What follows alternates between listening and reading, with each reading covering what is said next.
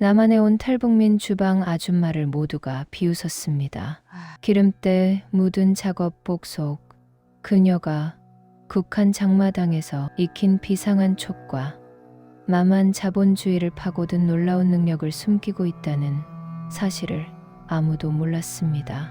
식당은 곧 망할 위기에 처했고 사장은 절망에 빠졌지만 그때 모두가 무시했던 그 주방 아줌마가 조용히 입을 열었습니다. 과연 그녀는 무슨 말을 했고 모두를 충격에 빠뜨린 진짜 정체는 무엇이었을까요? 여러분은 지금 어느 지역에서 이 이야기를 듣고 계신가요? 댓글로 남겨주시면 한 분 한 분 반갑게 인사드리겠습니다. 그리고 이 이야기가 더 많은 분들께 전해질 수 있도록 좋아요 버튼 눌러주시고 구독과 알림 설정 부탁드립니다. 여러분의 작은 응원이 북한의 자유를 위한 큰 목소리가 됩니다. 지금부터 그 이야기를 들려드리겠습니다. 1990년대 중반 함경북도 청진은 정말이지 지옥 같았어요. 고난의 행군이라고들 했지만 그건 행군이 아니라 그냥 죽음의 길이었지요. 겨울은 또 어찌나 길고 추운지 사흘에는 바람에 뼈마디가 다 시렸습니다. 먹을 게 없어서 사람들은 길바닥에 쓰러져 죽어나가고 저도 매일 밤 배를 움켜쥐고 잠들었지요. 강냉이 죽 한 그릇이 그렇게 귀할 수가 없었습니다. 그때만 해도 저는 남편이랑 두 아이들과 함께 살았어요. 남편은 공장에 나갔지만 일감이 없으니 월급도 안 나오고 배급도 끊긴 지 오래지요. 온 식구가 굶주림에 허덕이는데 제가 할 수 있는 건 산에 가서 나물 캐고 장마당에 몰래 나가서 뭐라도 바꿔 먹을 거리를 찾는 것뿐이었어요. 보위부 사람들이 지켜보고 있다가 걸리면 영락없이 잡혀가는 건데도 자식들 먹이겠다고 숨죽이며 다녔습니다. 아시겠어요? 그 공포 속에서도 자식 생각만 하면 용기가 생기더군요. 그러다 그만 제일 먼저 남편이 세상을 떠났습니다. 병에 걸린 것도 아니었어요. 그냥 굶어서 너무 힘들어 쓰러진 겁니다. 눈 감는 순간까지도 저한테 미안하다고 애들 잘 부탁한다고 하더군요. 그 말을 들으며 저는 정말이지 가슴이 찢어지는 것 같았어요. 남편을 보내고 나니 이제는 저 혼자 남은 두 아이를 책임져야 한다는 막막함에 정신을 차릴 수가 없었지요. 큰아들도 점점 야위어 갔어요. 배고프다고 밤새 울다가 지쳐 잠드는 모습을 보면 제 심장이 미어지는 것 같았습니다. 그러다 어느 날 열병에 걸려 몸져 눕더군요. 의사도 약도 없으니 그저 뜨거운 물수건으로 닦아주는 것 말고는 해줄 수 있는 게 아무것도 없었습니다. 며칠을 끙끙 앓더니 결국 큰아들도 남편 곁으로 갔습니다. 그때 제 나이 30도 안 됐는데 제 삶에 무슨 이런 비극이 찾아오나 싶었어요. 하늘도 무심하시지 어쩌면 이렇게 저한테만 가혹한지 원망스러웠습니다. 이제는 어린 딸 순이만 남았어요. 순이마저 굶주림과 병마에 시달리기 시작했습니다. 갈비뼈가 다 드러나고 눈은 움푹 들어가서 초점도 없었지요. 밤새 기침을 하고 헛구역질을 하는데 제 품에 안고 해줄 수 있는 게 아무것도 없다는 사실에 저는 미쳐버릴 것 같았어요. 딸아이가 제 손을 잡고 엄마, 배고파요, 아파요. 하고 칭얼거리는데 그 소리가 제 심장을 칼로 쑤시는 것 같았습니다. 며칠을 밤낮 없이 딸아이 곁을 지키며 생각했어요. 이대로 있으면 저도 죽고 순이도 죽겠구나. 여기서는 더 이상 희망이 없다는 걸 깨달았습니다. 더 이상 주저할 수 없었어요. 살기 위해서 그리고 제 하나 남은 딸을 살리기 위해서 저는 모든 것을 버리고 떠나기로 결심했습니다. 제 고향, 제 가족이 묻힌 땅, 제 모든 추억이 있는 곳을 등지고 말입니다. 보위부의 감시와 죽음의 그림자가 드리워진 이 땅을 벗어나야만 했습니다. 그 처절한 몸부림이 시작된 거지요.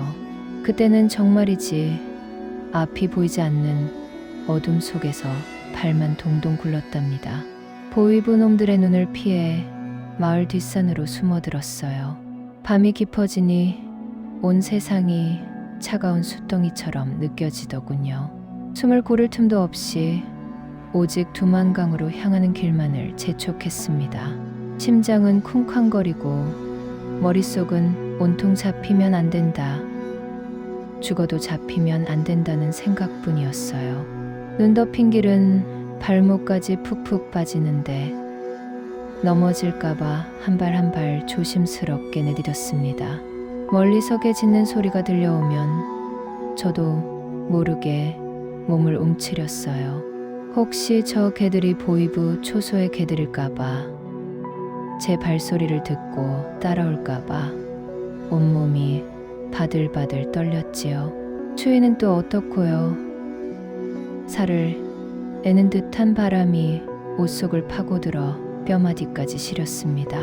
손발은 이미 감각이 없어진 지 오래였고요. 드디어 얼어붙은 두만강이 눈앞에 펼쳐졌을 때 제 눈앞에 보인 건 희망이 아니라 또 다른 절망이었어요. 얼음 위로 희끗희끗한 눈이 쌓여 있었지만 군데군데 얼음이 깨진 흔적도 보였습니다. 저기를 건너야 한다니 상상조차 할 수 없는 일이었지요. 하지만 돌아갈 길은 없었어요. 돌아가는 건 죽음보다 더한 지옥 아오지 탄광이나 교화소로 끌려가는 길이었으니까요. 이를 악물고 강가로 조심스럽게 내려섰습니다. 얼음 위를 밟으니 으스스 하는 소리가 나면서 온몸에 소름이 돋더군요. 한 발 한 발 옮길 때마다 얼음이 깨질까봐 숨조차 제대로 쉴 수가 없었어요. 혹시나 얼음이 얇은 곳이라도 밟으면 그대로 차가운 강물 속으로 빠져들겠지요. 그러면 그 자리에서 얼어 죽거나 떠내려가다 보위부 초소에 발각될 것이 뻔했어요. 강 한가운데쯤 다다랐을 때였어요. 갑자기 쩍 하고 얼음이 갈라지는 소리가 들렸습니다. 제 심장이 발끝까지 곤두박질 치는 것 같았어요. 순간 몸의 균형을 잃고 털썩 주저앉았는데 다행히 얼음은 깨지지 않았습니다. 등 뒤에서는 누가 저를 쫓아오는 것 같은 환청까지 들렸어요. 순영이 거기 서라 하는 소리가 귓가를 맴돌았지요. 정말이지 죽음의 문턱에 서 있는 기분이었습니다. 고향에 두고 온 어머니 얼굴이 아른거렸어요. 어머니, 저 꼭 살아서 자유 찾아갈게요.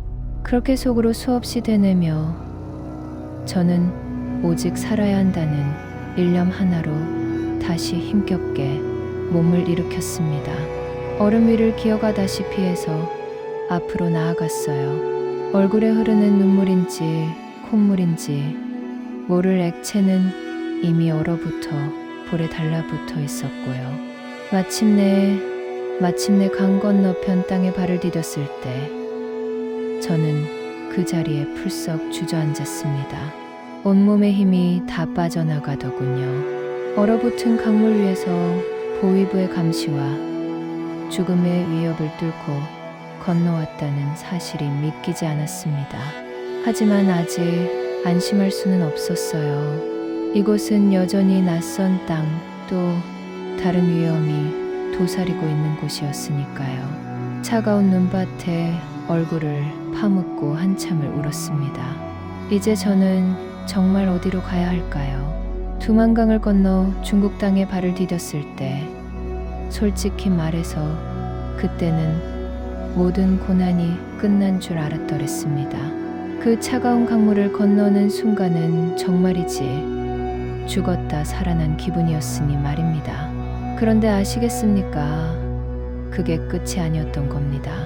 오히려 더 끔찍한 여정의 시작이었어요. 중국강에 들어서자마자 가장 먼저 저를 옥죄었던 건 낯선 땅의 공포였습니다. 말이 통하지 않으니 사람들과 눈을 마주치는 것조차 두려웠어요. 어디 숨을 곳이라도 찾으려 허둥지둥했지만 그마저도 쉽지 않았습니다. 낮에는 인적 드문 산 비탈이나 허름한 창고 같은 곳에 몸을 숨겼고 밤에는 혹시나 싶어 잠도 제대로 잘 수 없었지요. 배고픔은 또 어떻고요. 강을 건너기 전부터 굶주렸으니 며칠 동안은 풀뿌리라도 씹어 삼키며 버텼습니다. 입안 가득 흙먼지가 씹히는 그 맛을 누가 알겠습니까? 어느 날은 정체 모를 사람들이 저를 빤히 쳐다보며 다가오더군요. 아가씨, 일자리 찾아? 좋은 곳 있는데 같이 갈래? 그들의 눈빛에는 뭔가 음흉한 것이 서려 있었습니다. 머리가 쭈뼛 서는 기분이었어요. 그제야 북한에서 듣던 인신매매라는 말이 현실로 다가왔습니다. 필사적으로 고개를 젓고 도망쳤어요. 뒤도 돌아보지 않고 뛰는데 심장이 터질 것 같았지요. 다행히 그들을 따돌릴 수 있었지만 그 뒤로는 사람을 만나는 것 자체가 너무나 무서워졌습니다. 누구 하나 믿을 수 없다는 생각에 밤낮으로 불안에 떨었지요. 공안의 추격은 또 다른 지옥이었습니다. 작은 마을 어귀에서 겨우 빵 한 조각을 얻어먹고 있었는데 저 멀리서 공안차 소리가 들려오는 겁니다. 온몸에 피가 식는 듯 했지요. 순간적으로 빵을 움켜쥐고 논두렁으로 뛰어들었습니다. 축축한 흙탕물 속에 몸을 숨기고 숨도 제대로 쉬지 못했어요. 공안들이 제 바로 옆을 지나가는데 흙먼지 섞인 그들의 발소리가 얼마나 크게 들리던지 정말이지 심장이 멎는 줄 알았습니다. 그 순간 만약 잡히면 다시 북한으로 끌려가 죽임을 당할 거라는 생각에 온몸이 오들오들 떨리더군요. 제발 살려달라고 속으로만 빌고 또 빌었습니다. 그렇게 하루하루를 도망치고 숨으며 버텼습니다. 춥고 배고픈 건 둘째치고 이 끝없는 고통 속에서 과연 제가 살아남을 수 있을까 하는 절망감이 저를 짓눌렀어요. 고향에 두고 온 어머니와 동생들 얼굴이 자꾸만 떠올랐습니다. 내가 여기서 이렇게 비참하게 죽으면 그들은 나를 얼마나 기다릴까. 그 생각에 억장이 무너지는 것 같았어요. 자유를 향한 갈망은 점점 더 간절해졌습니다. 이대로 주저앉을 수는 없었지요.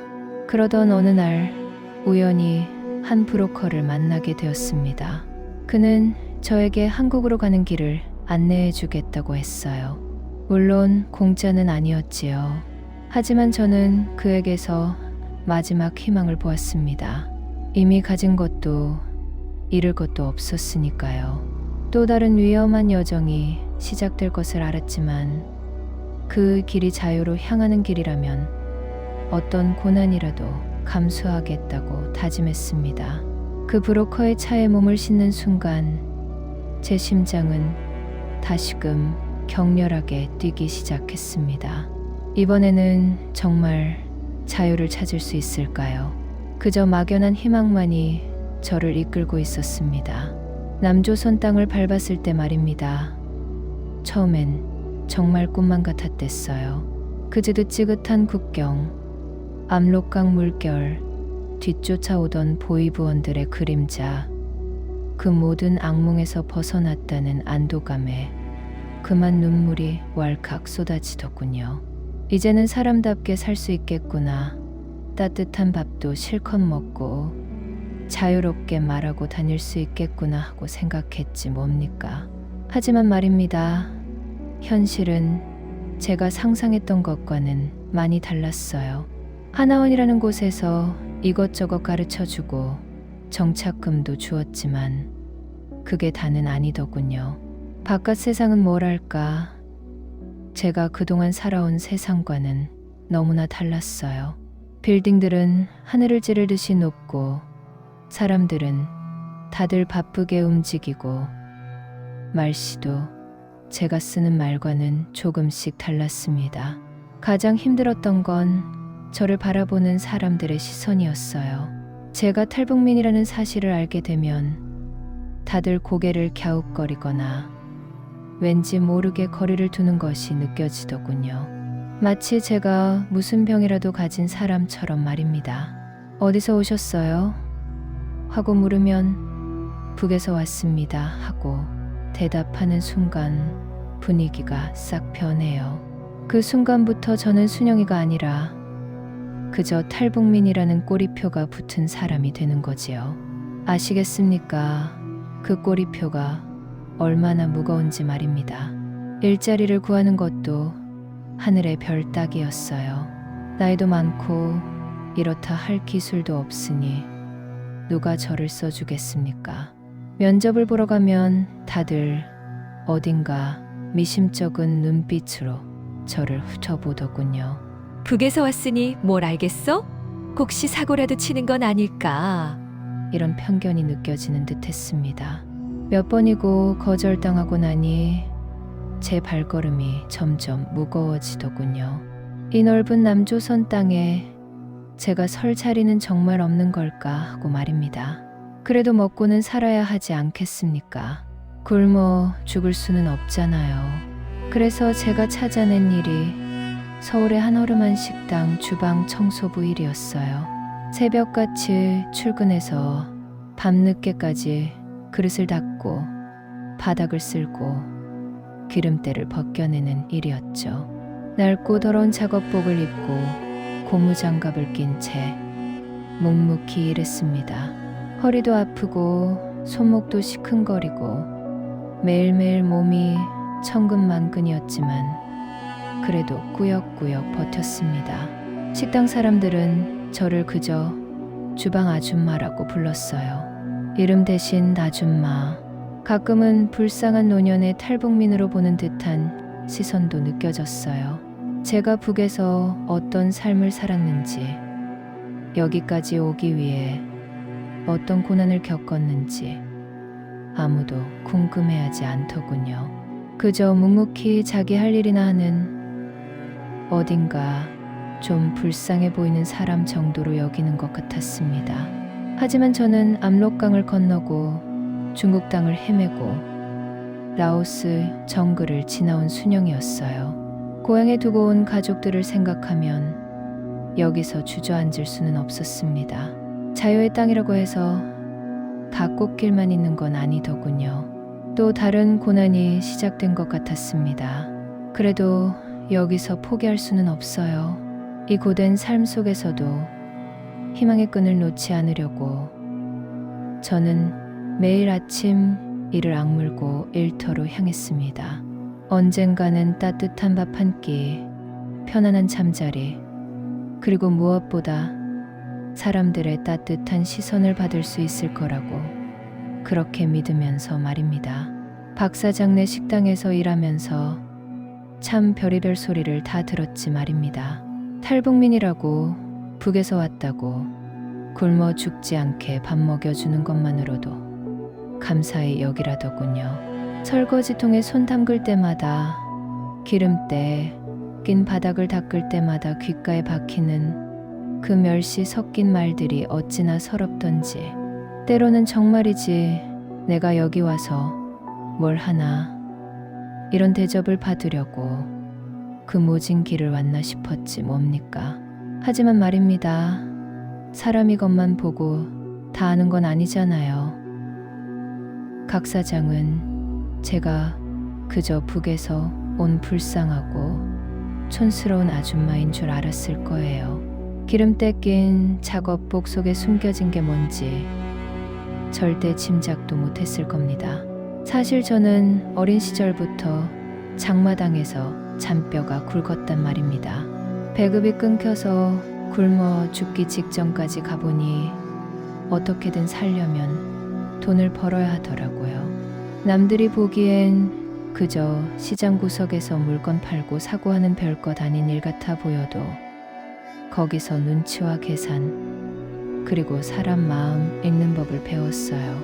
물건 하나를 팔아도 씨앗 하나를 사도 어떻게 해야 이 문이 남는지 이 돈이 어떻게 굴러가는지 본능적으로 알게 되었달까요. 여기에 와서는 참 모든 게 다 신기했지요. 가게마다 물건이 산처럼 쌓여 있고 사람들은 돈을 그냥 물 쓰듯 쓰고 은행이라는 곳에서는 돈을 맡아주고 또 빌려주더군요. 처음에는 그저 놀랍기만 했어요. 하지만 매일 식당에서 묵묵히 일하면서도 제 눈과 귀는 늘 번쩍 뜨여 있었지 말입니다.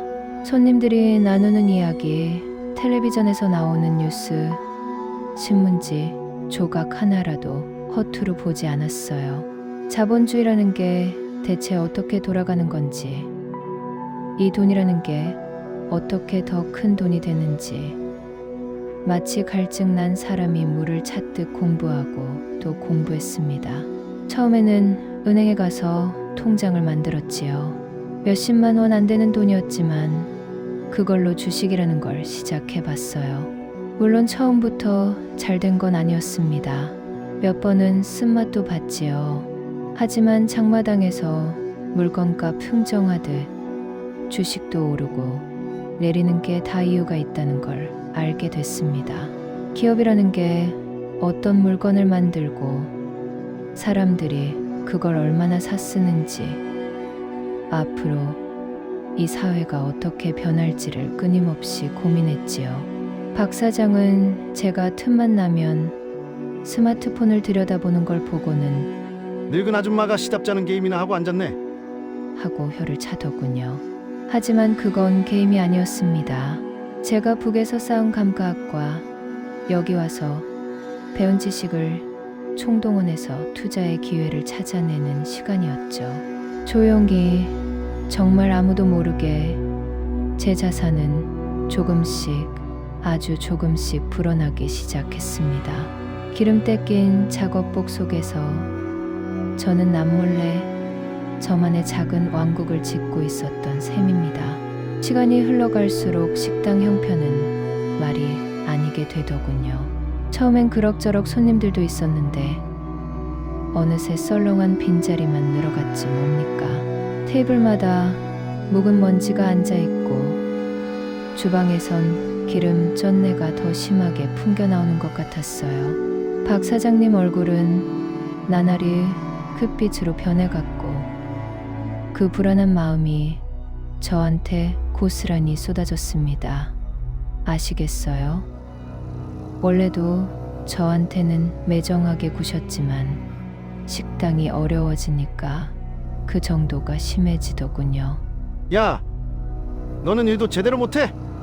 손님들이 뭘 보고 오겠냐? 하면서 사소한 일에도 트집을 잡고 소리를 지르시는 건 예사였어요. 심지어는 제 월급까지 제대로 주지 않으셨습니다.